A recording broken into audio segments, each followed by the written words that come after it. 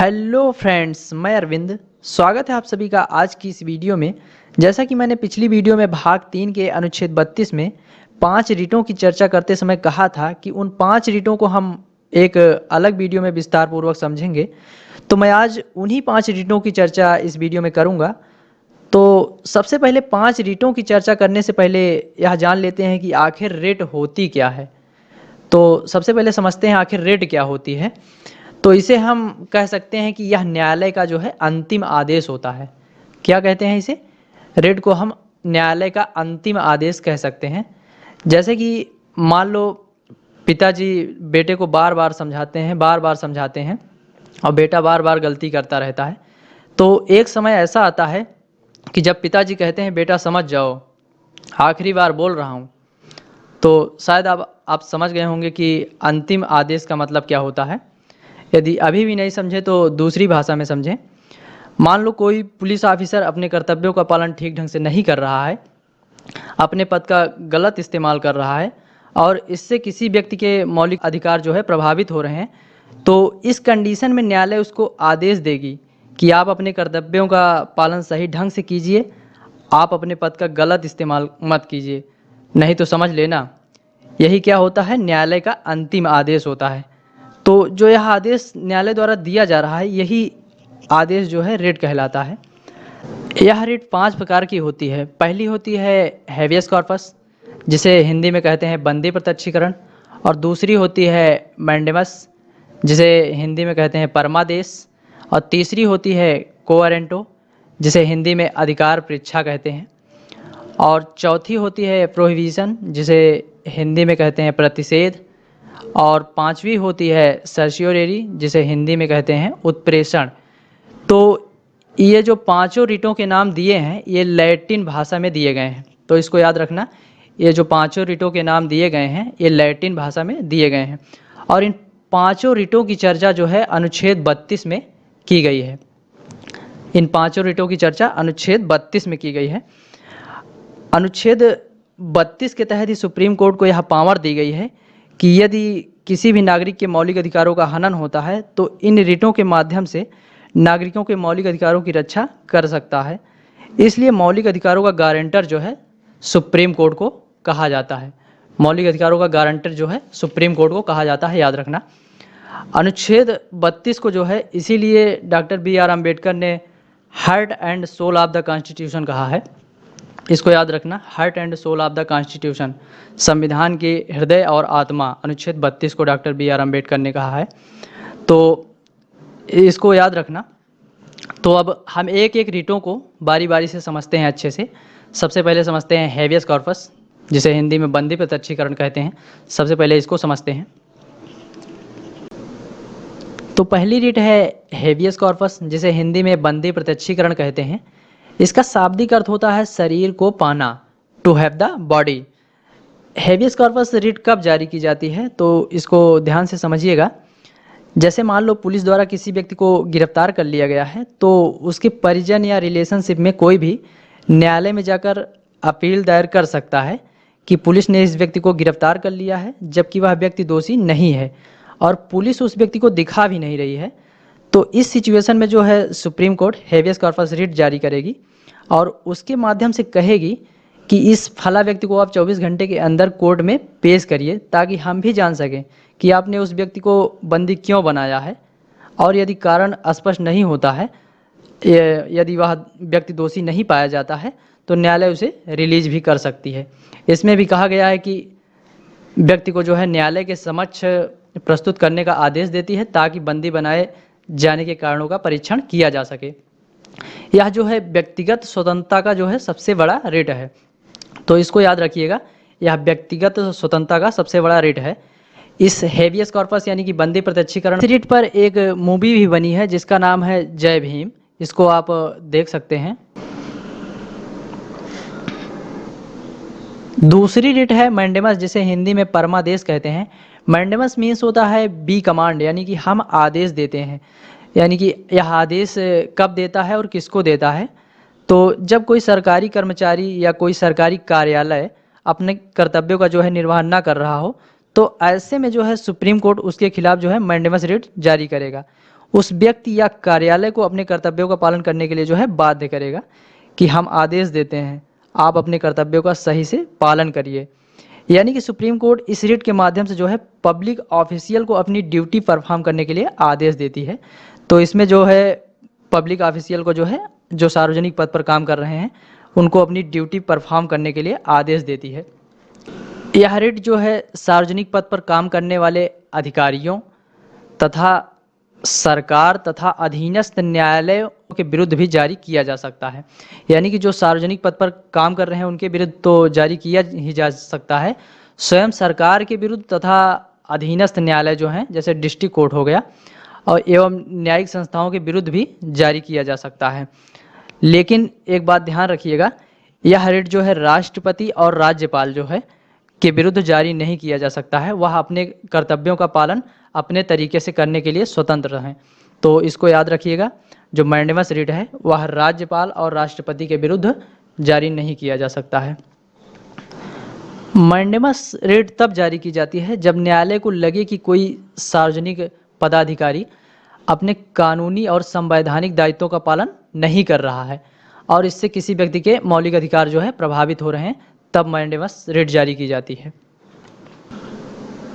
तीसरी रिट है क्वो वारंटो, जिसे हिंदी में अधिकार परीक्षा कहते हैं।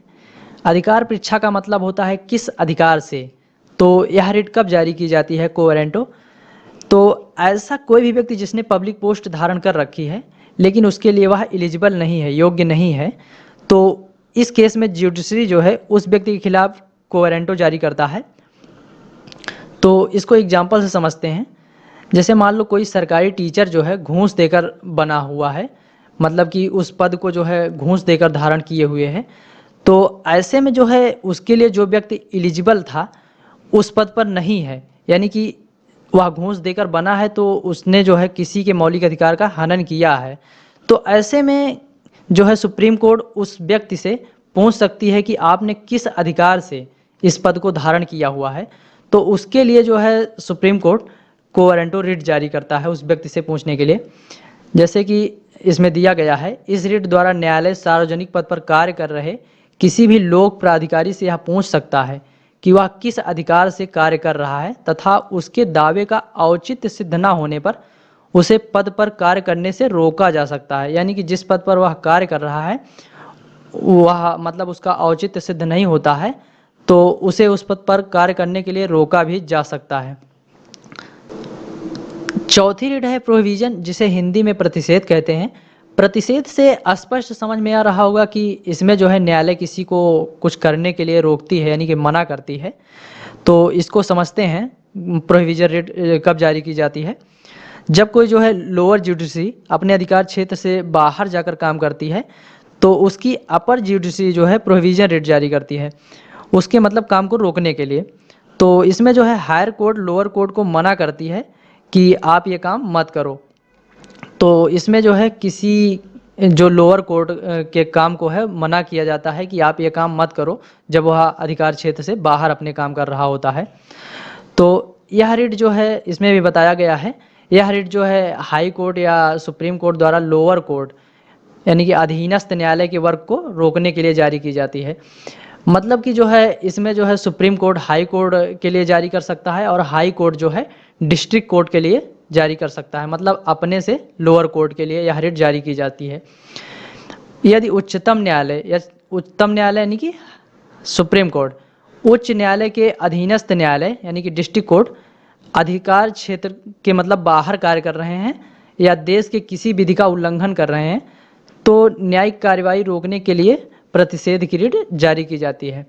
मतलब कि अगर कोई जो लोअर कोर्ट हैं वह अपने अधिकार क्षेत्र के बाहर जाकर काम कर रहे हैं तो ऐसे में जो है जो हायर कोर्ट होता है यानी कि जैसे सुप्रीम कोर्ट हो गया वह सब कुछ देख रहा होता है तो उसको मना करने के लिए जो है प्रोहिबिशन रिट जारी करेगा कि आप ये काम मत करो, रहने दो।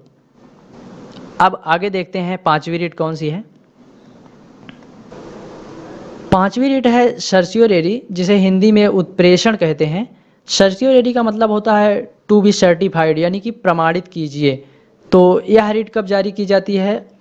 तो उत्प्रेषण रिट भी ऊपरी न्यायालय द्वारा निचली न्यायालय के लिए जारी की जाती है। मतलब यह रिट भी अपने से लोअर कोर्ट के लिए हायर कोर्ट द्वारा जारी की जाती है।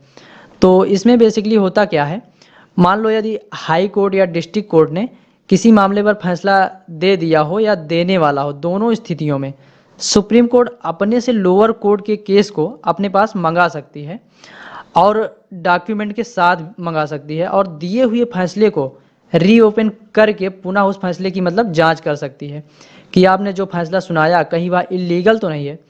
तो शायद आप इसको समझ गए होंगे कि इसमें जो है हायर कोर्ट अपने से लोअर कोर्ट को मतलब कि कोई भी काम करने के लिए मना करती है और वह जो केस होता है वह मतलब अपने पास मंगा लेती है, वह उस काम को जो है अपने पास मंगा लेती है कि आप ये काम तुम्हारे बस का नहीं है, ये काम मुझे दे दो। तो इसको शायद आप समझ गए होंगे।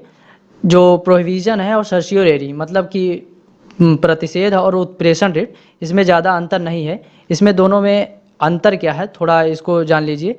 प्रतिषेध की रिट जो है उस समय जारी की जाती है जब किसी मामले में कार्यवाही अधीनस्थ न्यायालय में जारी हो, और दूसरी तरफ जो है उत्प्रेषण की रिट जो सर्शियोरेरी है, यह रिट उस समय जारी की जाती है जब किसी अधीनस्थ न्यायालय में मतलब न्यायिक कार्यवाही के पश्चात निर्णय दे दिया गया हो और सुप्रीम कोर्ट या हाई कोर्ट की राय में किसी के मतलब मौलिक अधिकार या नैसर्गिक अधिकार की अवधारणा का उल्लंघन हुआ हो।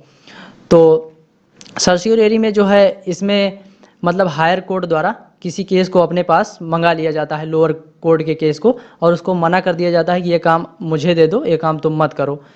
तो ये रिट शायद आपको समझ में आ गई होगी।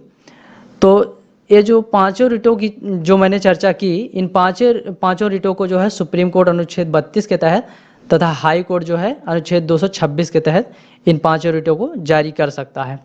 तो यदि आपको थोड़ा कम समझ में आई होगी तो इसको थोड़ा हम एक बार पुनः रिवीजन कर लेते हैं शॉर्टकट में। तो हमारी पहली रिट थी हेवियस कॉर्पस यानी कि बंदी प्रत्यक्षीकरण। इसमें जो है कोर्ट किसी बंदी बनाए हुए व्यक्ति को अपने समक्ष जो है प्रत्यक्ष रूप से शरीर सहित प्रस्तुत करने का आदेश देती है। और हमारी दूसरी रिट थी मैंडेमस यानी कि परमादेश। इसमें जो है किसी भी व्यक्ति या कर्मचारी या संस्था को अपने कर्तव्यों का सही ढंग से निर्वहन करने के लिए आदेश देती है कोर्ट। और हमारी तीसरी रिट है कोएरेंटो यानी कि अधिकार प्रेक्षा। इसमें जो है किसी भी सरकारी कर्मचारी या अधिकारी से ज्यूडिशरी पूछ सकती है कि आपने किस अधिकार से इस पद को धारण किया है। और हमारी चौथी रिट थी प्रोहिबिशन जिसे प्रतिषेध कहते हैं। इसमें जो है लोअर कोर्ट अपने अधिकार क्षेत्र के बाहर अगर काम कर रहा है तो हायर कोर्ट उसको वह काम करने के लिए मना करती है कि आप ये काम मत कीजिए। और हमारी पांचवी रिट थी सर्शियोरेरी यानी कि उत्प्रेषण। इसमें जो है किसी भी मामले की कार्यवाही के लिए मना करती है कि आप ये काम मत कीजिए और उस मामले को डॉक्यूमेंट सहित अपने पास मंगा लेती है। मतलब प्रोहिबिशन में जो है मना करती है कि ये काम आप मत करो, और सर्शियोरेरी में इसमें मना भी करती है और वह काम अपने पास मंगा लेती है, मतलब वह केस अपने पास मंगा लेती है। ये जो सर्शियोरेरी है इसका मतलब यूज केस ट्रांसफ़र करने के लिए भी काम में लाया जाता है। जैसे मान लो किसी को कोर्ट में केस की अधिकता है तो इस मामले में भी केस ट्रांसफ़र के काम में यह रिट लाई जाती है। तो दोस्तों वीडियो कैसी लगी कमेंट बॉक्स में ज़रूर बताना और वीडियो को दोस्तों के पास भी शेयर करना। तो मिलते हैं अगले वीडियो के साथ।